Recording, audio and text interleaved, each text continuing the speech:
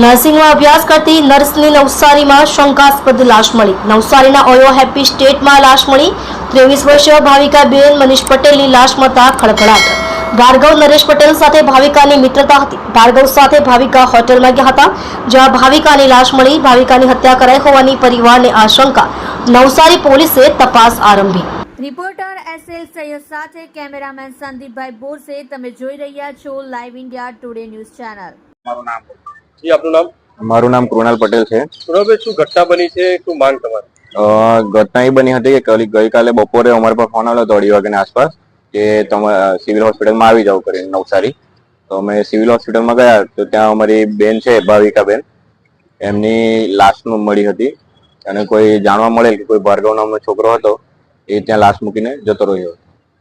શું અભ્યાસ કરતી હતી ને શું માંગ છે?